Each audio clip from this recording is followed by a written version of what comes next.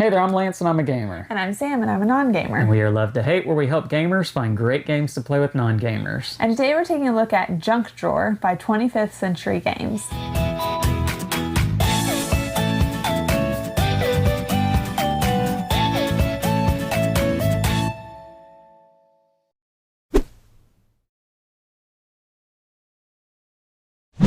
Junk Drawer is a Polyomino tile laying game in which you are trying to organize your junk drawer.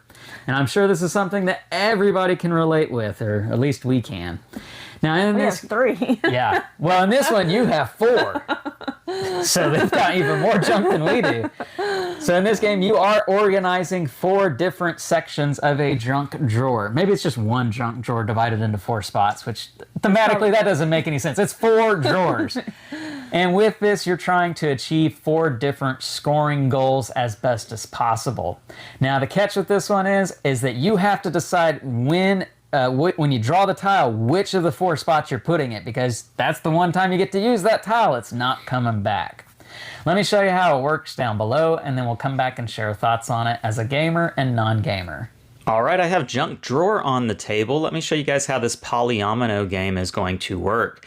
Now, what you have here with this game, you're going to have a set of Polyomino tiles for each player. They're going to be identical, and they're going to have things that you would probably find in a junk drawer, such as a flashlight or a USB drive or some sort of charging cable, because who doesn't have a million of those in their junk drawer? A watch, a set of keys. You get the idea. Very realistic things that you would find in a junk drawer, and as you can see, they're all shaped in different Polyomino sizes and shapes. So anyhow, you have that for each player. Each player has their own set of identical cards. Each player is going to have their own board, and that board you want to make sure is oriented in the same manner as this goal board, having blue in the top right, green in the bottom left. You can see here how this works, right? Now, you'll also have a deck of item cards. You're going to shuffle up this deck, and then you'll have four cards splayed out in a line. As you can see here, I've got mine set up a little bit differently, and that's to just get it on frame here, but normally you would have four cards going straight out in a line this way. Then you also have a deck of goal cards. These goal cards are going to have scoring conditions that you are trying to meet. As you can see here, don't cover center and corner spaces. You'll score 3 points per uncovered corner space and 3 points if the center space is uncovered. And it gives you an example here showing you what you're trying to achieve, and it tells you what the example score is here. It also tells you whether it's easy, medium, or hard. And you will pick four of these to place up here on this board for all players to see. The rule book does give you some examples of ones that you should use, especially if you're a first-time player. And so you'll just slot these into the different four spots, and all players will look at these and see what they're supposed to be trying to do for each of the four quadrants. Now, I do also want to point out here that this example score that's in the bottom right is also used in the solo mode, in that whenever you are playing by yourself, you're trying to get a score that is greater than the four example scores combined together. So that's how you win the solo mode. You can put the rest of these away for now, for the rest of the game. You do also have a score pad that you will be using to keep track of everyone's score, of course.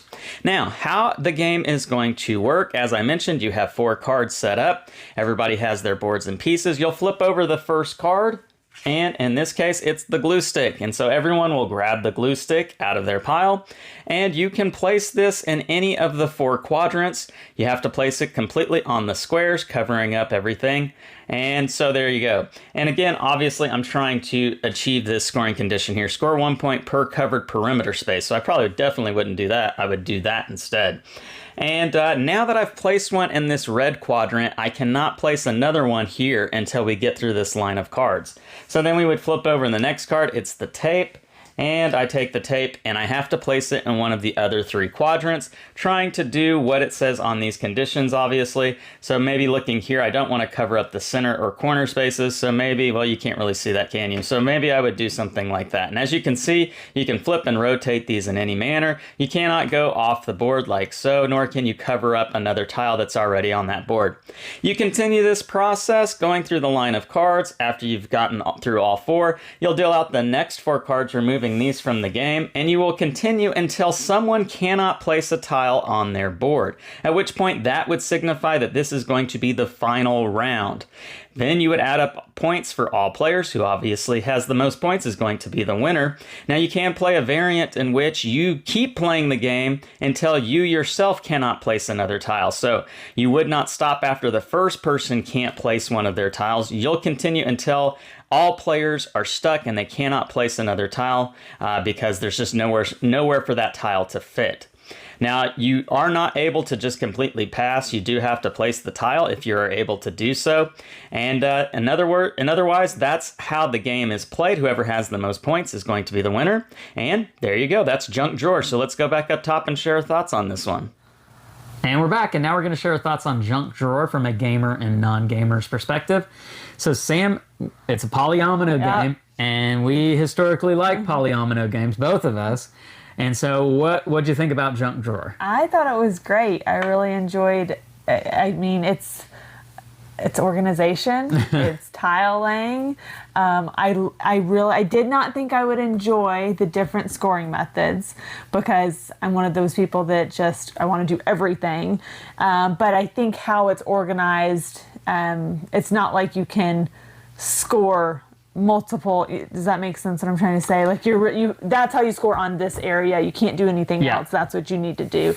So as long as you keep that separate. It's like playing the game 4 different times in one setting. Yeah. If that makes sense. Yeah. So I think as long as you can keep that organized in your mind, and I had a system when we were playing it, and it worked really well. I think I won.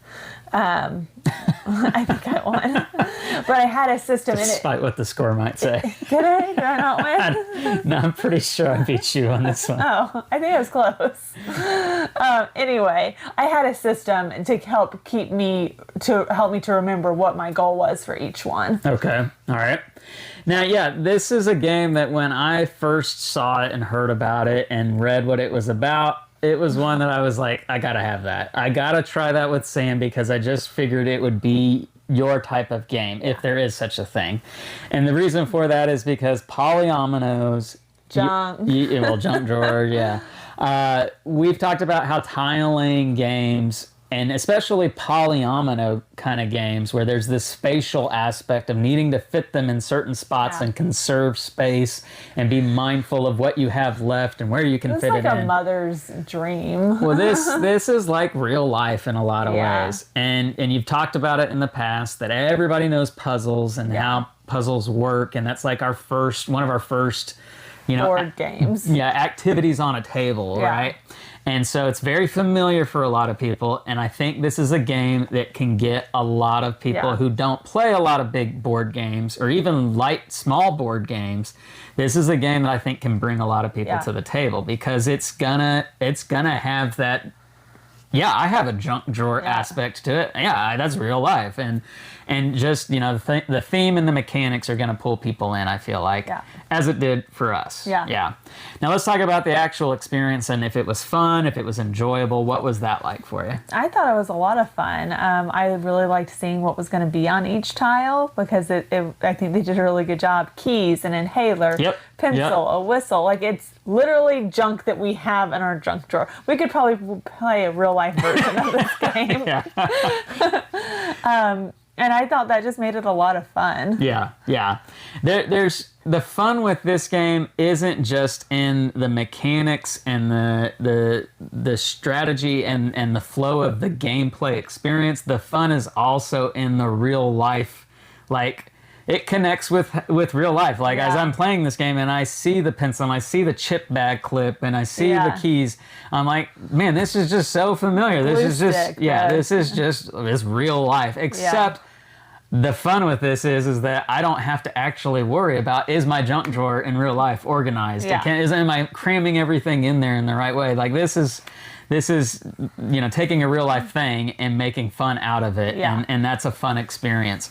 Now, the gameplay experience, I think, is fun as well because you're having to make a choice where you're using this tile, and you're making a choice based off of imperfect information because you don't know where all the other tiles are going to be going, and you're like, as is the case with a lot of polyomino games, you're having to decide what's the best spot, what's the best situation to use it in, and that window, that scope narrows in towards the end, and you're left with fewer and fewer choices based off of your earlier choices, and that's just a fun experience that you get with polyomino games, and you get it 4 times in this game. That's the fun part with it. Yeah. Because you're playing 4 polyomino games at once. So if you really like polyomino games... There's probably somebody out there that hates polyomino games and is just unsubscribed after the last couple of videos. So you're telling me if I like polyominoes, I'm going to like this game 4 times more than any. Yeah. I hate polyominoes. I'm going to hate it 4... I mean, I don't know. That I suppose that could be the case, but...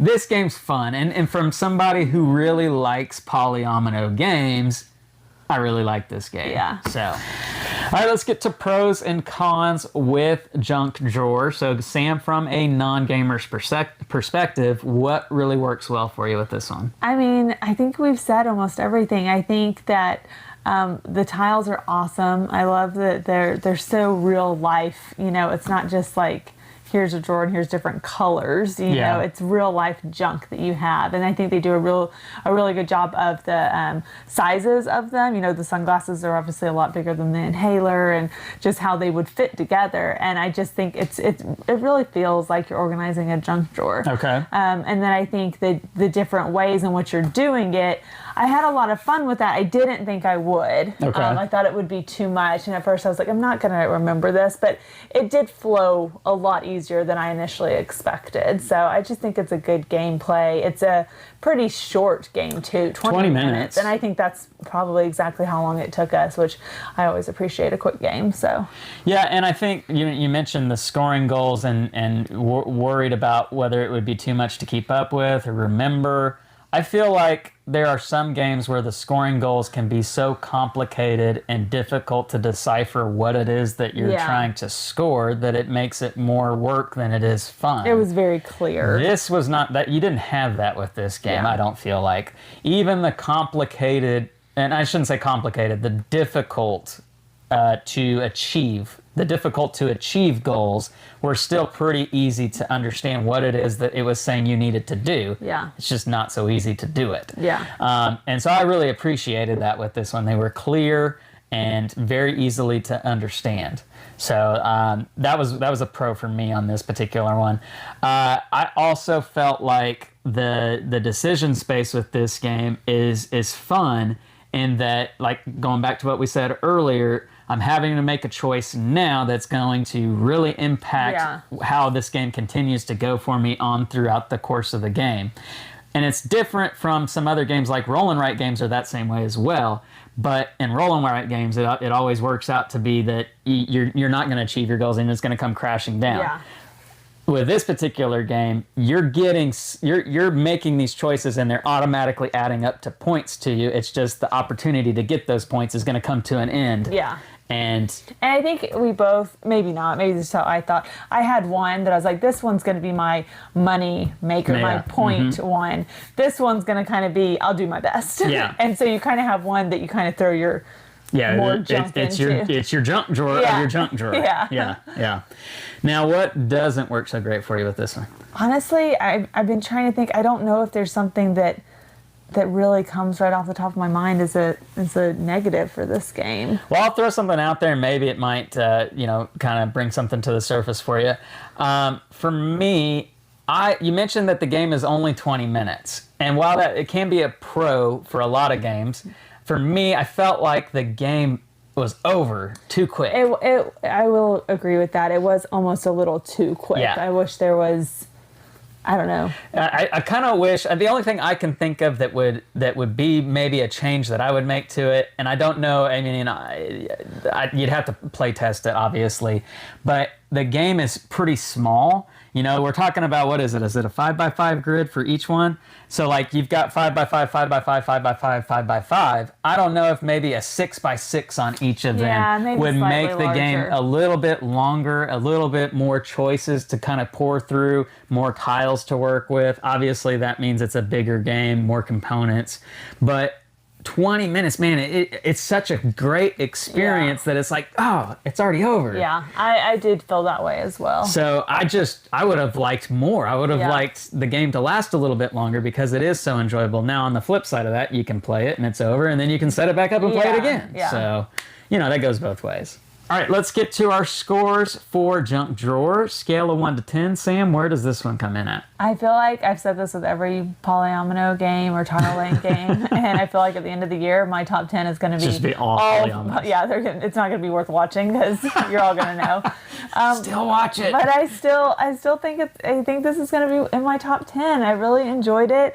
Like I said, there's not a lot of cons. It's so unique and so realistic. I mean, I'm going to give it an 8.6. Wow. Okay. Yeah, I That's really pretty like high. this game. Yeah. Okay.